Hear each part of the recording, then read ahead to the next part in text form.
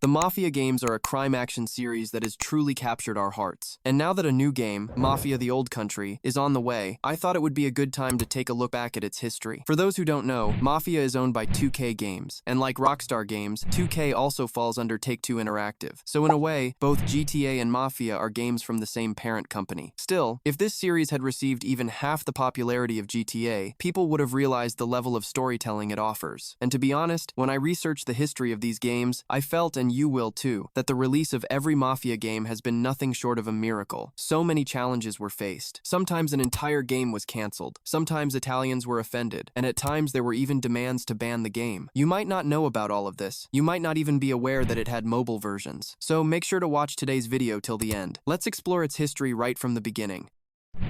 So it all begins with a game studio called Illusion Softworks. It was founded in 1997 by Petro Vochoska and Jan Kudera in the Czech Republic, and in the beginning, there were only 5 people working there. At that time, they created games like Hidden and Dangerous and Flying Heroes. But deep down, they also wanted to make a game they themselves would love to play. And yes, that game was Mafia. Now, before we move forward with the game, we should take a moment to understand a bit about the real-life mafias. So, if we talk about American mafias, their origin goes back to the early 1900s, during the Prohibition era, a time when alcohol was banned in the United States. Meanwhile, in Italy, Mussolini was in power, and he was strongly against the mafias. As a result, many Italian mafias fled to America to save their lives, and at the same time, the number of regular Italian immigrants in the US was also rising. Slowly, these mafias accumulated so much power in America that they even started influencing politics. They were very different from ordinary gangs and are categorized as organized crime. Their most important rule was loyalty to their mafia family. Loyalty is everything.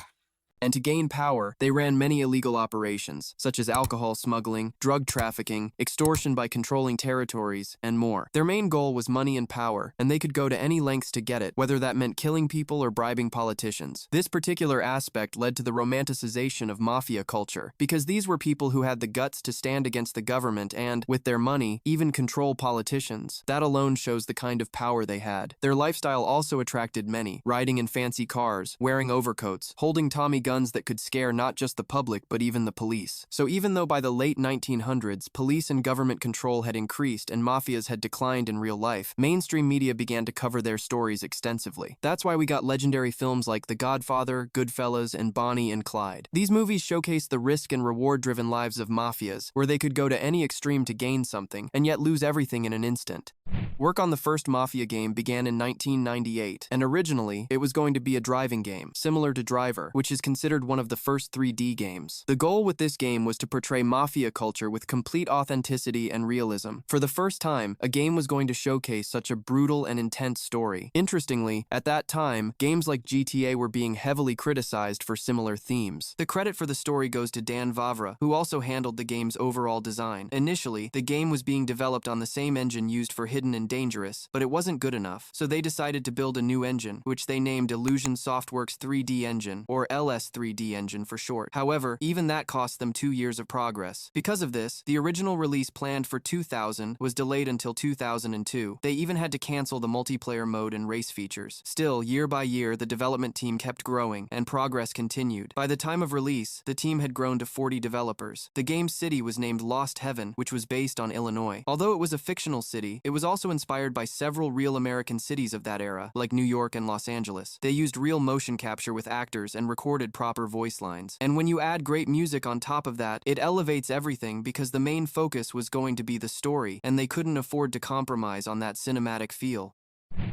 The main character of the first game was originally supposed to be a police officer fighting against the mafias, but then Dan Vavra came in and completely changed that, creating a much more brutal story. The main character became Tommy Angelo, a taxi driver who's honestly just doing his job in the city, but ends up getting trapped in the mafia world and becomes close to Don Salieri. As for what happens next, you'll have to play the game yourself. I'm not going to spoil the story. However, for the sake of authenticity and realism, the game included cars and weapons from the 1930s. With a pistol, you could kill an enemy with a single bullet, just like in real life. Even the shooting sequences were designed so that you never fought more than 3 or 4 enemies at a time to keep it from feeling too unrealistic. The cars featured a highly detailed damage system and realistic physics, something no other game had back then. If you crashed while driving, your character would take damage inside the vehicle. You could shoot the fuel tank to blow up the car or even break the transmission gears. And if you drove too long, the engine could overheat. Once you finished the story, the game unlocked a free ride mode, where you could roam around and play like an open-world experience. And yes, that race mission, probably one of the most difficult missions in gaming history to this day. When the game released in 2002, GTA 3 had already won over everyone's hearts, so when people first started playing it, they felt like it was just another GTA 3 clone. But after playing it, they realized, wow, this may be similar to GTA, but it's something else entirely, and it was actually a lot of fun. The game received very positive reviews, and people especially loved its realistic vehicles and thought-provoking story. However, it did face criticism for its world design, which lacked side activities. The missions were linear, and after completing the story, there wasn't much left to do in the open world. Still, the game sold well enough to make the publisher, Take-Two Interactive, happy. By 2007, it had sold over 2 million copies, and that was the beginning of a so-called GTA clone that would eventually go on to build its own unique identity. After the success of the first game, it was time to develop a second part. Work on the script had actually started back in 2003, and the target was to release it on PS2 and Xbox. And following GTA's massive success, they decided to drop their own engine and switch to GTA's engine. Yes, I'm talking about the legendary Renderware engine, which powered games like GTA 3, Vice City, San Andreas, and Bully. But then EA bought Criterion Games, which also owned Renderware, and that engine was no longer available to them. As a result, Rockstar had to build its own engine, which we now know as Rage. On the other side, several years of work done by the Mafia 2 developers was wasted. By that time, PlayStation 3 and Xbox 360 had also launched, so they thought of using Unreal Engine 3. But that engine didn't support the new platforms properly, so they decided to build their own engine again, and this new one was named Illusion Engine. That alone took another 2 to 3 years, and the game could only be officially announced by 2007. Around that time, Take-Two Interactive acquired Illusion Softworks, and it was renamed 2K Czech, placing it under the 2K label. This acquisition brought major benefits. The developers now had funding, and Take-Two also sent experienced people to help, which completely changed the team structure and workflow. Even though the game had gone back to the pre-production phase, now 150 people were working on it at 2K Czech. Progress picked up quickly, and by 2009 gameplay footage was shown to the public. By then, the game had already faced major delays. It had been 7 years since the first game, so they were under pressure to release it as soon as possible. Because of this, 4 multiple endings were cut from the game, leaving just one. Along with that, several characters were removed, melee weapons were taken out, and even the original first mission, which was supposed to be set in Sicily, got scrapped. That one mission alone had taken months of work, with an entire city built for it. The script for that mission alone was 89 pages long, but even that had to be removed. After all this difficult development, the game was finally released in August 2010.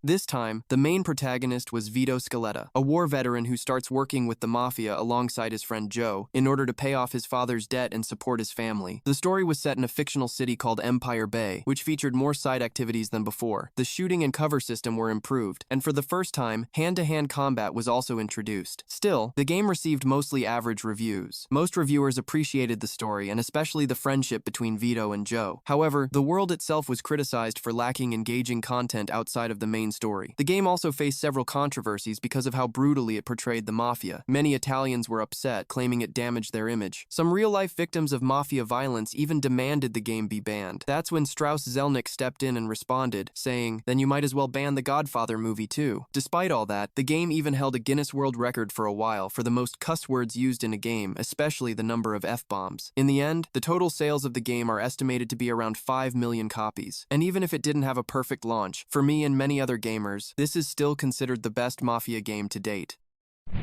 Most people probably don't know that Mafia 2 also had a mobile game. It was released alongside the main game but served as a prequel that filled the gap between the stories of Mafia 1 and Mafia 2. It was developed by Twistbox Games and published by Oasis Mobile. The main character in this game is Marco Russato, a member of the Salieri family and the nephew of the gunsmith Vincenzo. Marco's mission is to go to Empire Bay and find and kill Tommy Angelo, who is considered a traitor by the family. The game featured 2 different endings, but only one of them connects directly to the events of Mafia 2. And no, don't go looking to play it, it's a top-down game, so chances are you might not enjoy it.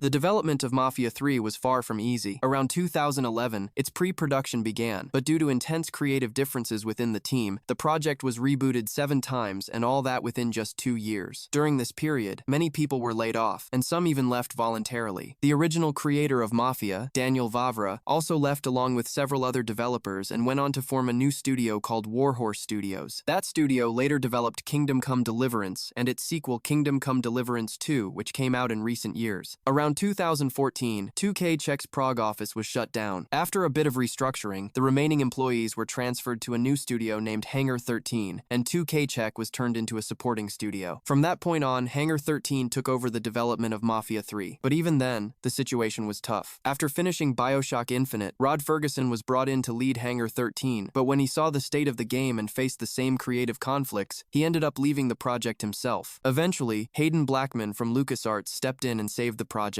The game was being developed on an updated version of the Illusion engine, now called the Fusion engine. It was officially announced in 2015 and finally released in 2016.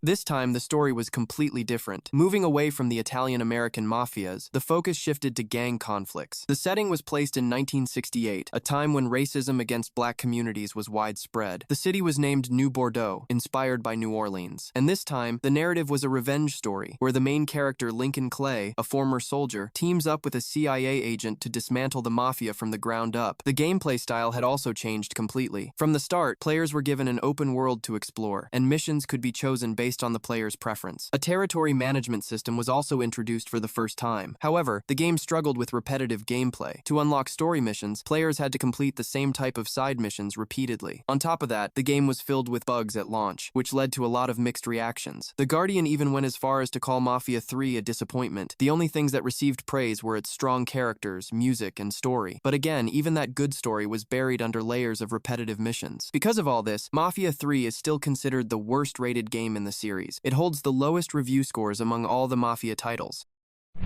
After the launch of Mafia 3, tough times began for the studio. Although things weren't exactly smooth before either, the situation got worse. On one hand, the game received harsh reviews, and on the other, its sales were surprisingly strong. In just the first week, 4.5 million copies were sold, and by the end of 2020, that number had reached 7 million. Even today, it's considered the best-selling Mafia game ever. But still, the negative reviews hit hard, and it had an impact on the developers. In 2017, 2K Czech was fully merged into Hangar 13. In 2018, the company laid off a large number of employees. Despite that, the studio still had big plans. Some members started working on Mafia 3 DLCs. Alongside the DLCs, a mobile game called Mafia 3 Rivals was also released. However, it was a turn-based RPG that failed to gain much popularity. By then, confidence in Hangar 13 had started to decline, and people weren't sure if they could actually pull off another full Mafia game. So the studio shifted focus to other projects, including a music-based fighting game, but that too got cancelled. Around the same time, work also began on a brand new IP. Meanwhile, a few developers pitched the idea, why not remake the original Mafia instead? And thankfully, 2K Games liked the idea.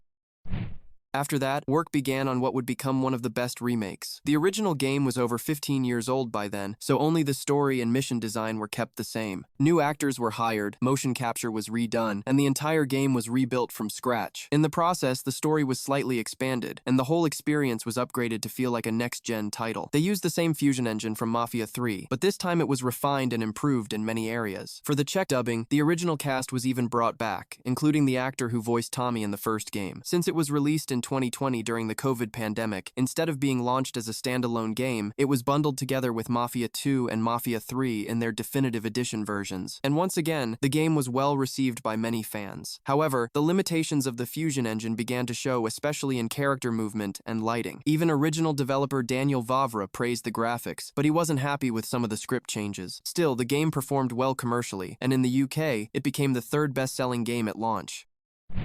There were rumors at one point that work had begun on Mafia 4, but that project was eventually cancelled. After the release of Mafia Definitive Edition, Hangar 13 started working on a game called Volt, but in 2021, that too was scrapped. When Take-Two reported a $53 million loss, many believed it was due to the cancellation of that very new IP. Then in May 2022, Hayden Blackman, who had been leading the studio, also left. After that, more external layoffs took place at the Novato headquarters. 50 out of 87 employees were let go. Since then, rumors have been circulating that the team has been working on a Mafia prequel, and that rumored project is believed to be Mafia: The Old Country.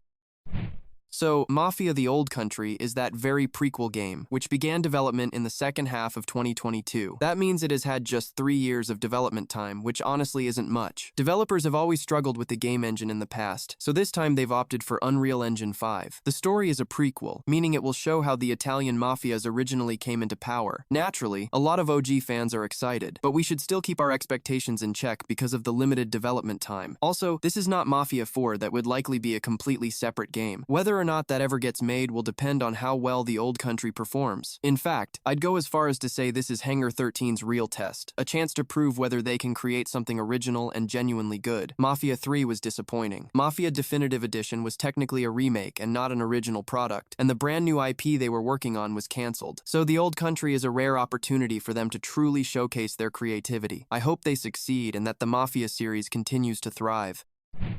So that was everything about the history of the Mafia series. If I missed anything, do let me know in the comments. And if you want to learn about the most dangerous protagonists in GTA ranked by their total kill count and crimes committed, then click on the video on the right. Don't forget to subscribe to the channel and hit the bell icon so you don't miss any future uploads. I'll see you in the next video with another interesting topic.